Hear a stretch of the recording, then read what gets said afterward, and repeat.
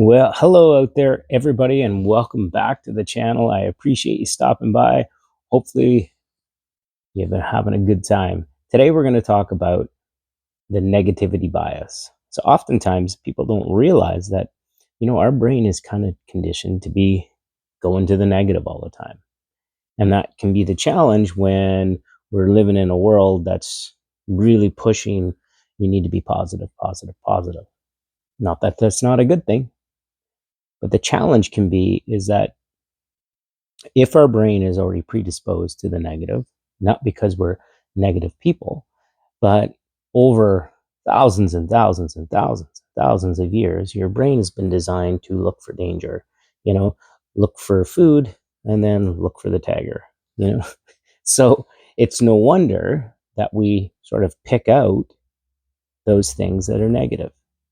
And so, and the other way to look at it is those things that we believe are going to cause us harm. And so, an example of that. So, have you ever done a performance review at work? And not everybody, but a good majority of people, when asked this question, it's like, oh, so what did they say?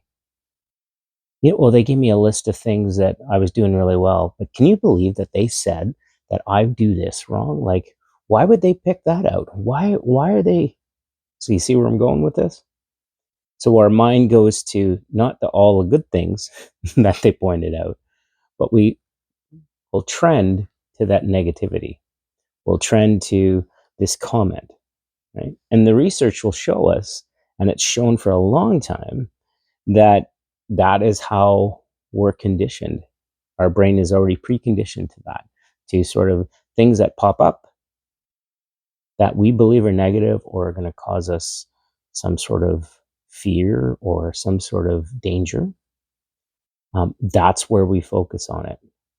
Now, it's helpful for sure, but how can that be challenging in relationships, friendships, and work environment?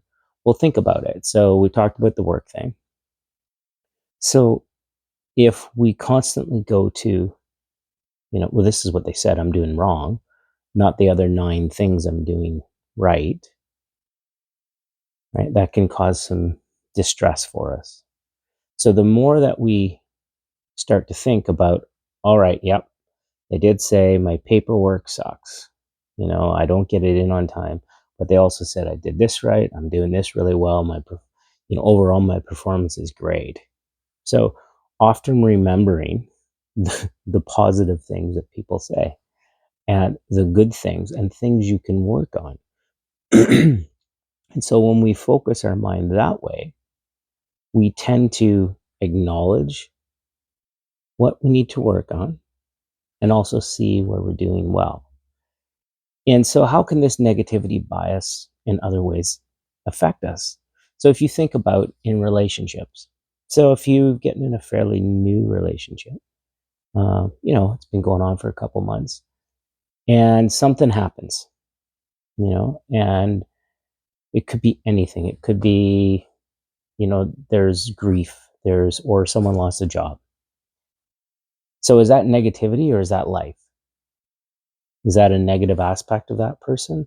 Or is that person's having a really difficult time? But what will happen is because of our negativity bias, and if we don't work on it and acknowledge how that works, we will see them as going through that as negativity. And you don't want anything to do with that, right? And so we can, and it does happen a lot. And I work with a lot of people where they've gotten out of relationships based on not negativity, but based on life's been hard. Or their understanding of it would be like, good vibes only. I'm not doing that. And to think that we can live a life with no negativity is a real challenge because you're not really living. You're just cutting things and people out of your life, right? And you could be cutting out some great experiences and great people out of your life, but they may be challenging some struggles in their life and you're cutting them out, which means that we don't really learn how to develop relationships. We just develop, good vibes only. This is the only way to look at it. And that's all I want. And that's great if that's what you want.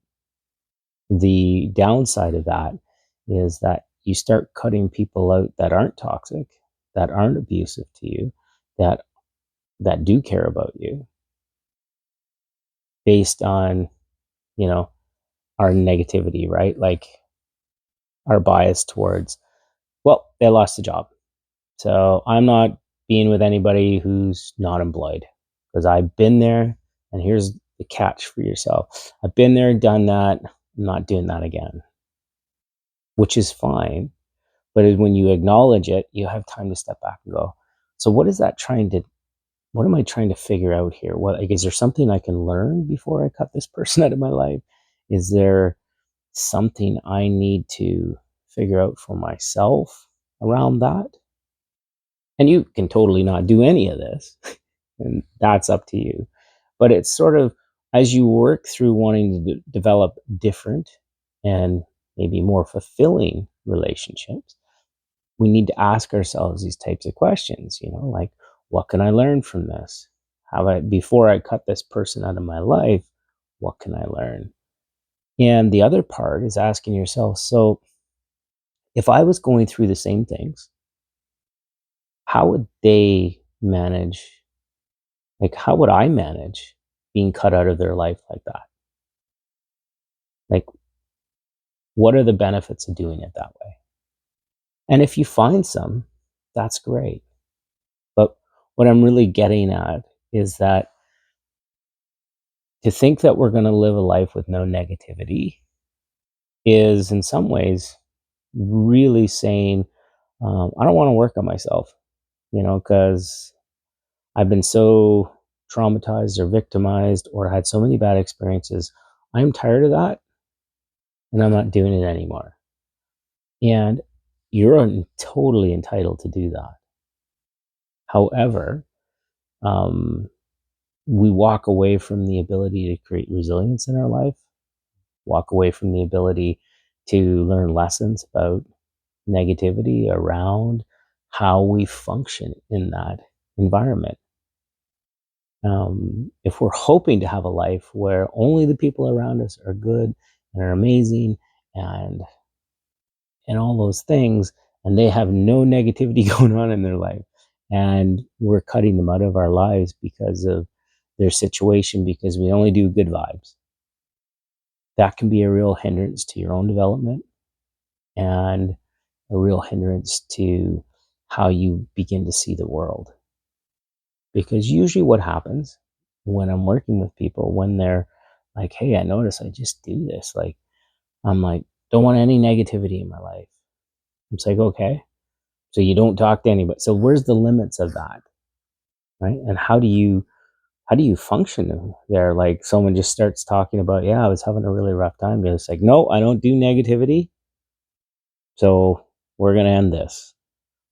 So that can be okay if that's what you want to do, because it's challenging to be around people who complain, and we think they never do anything to change it. And it's absolutely challenging.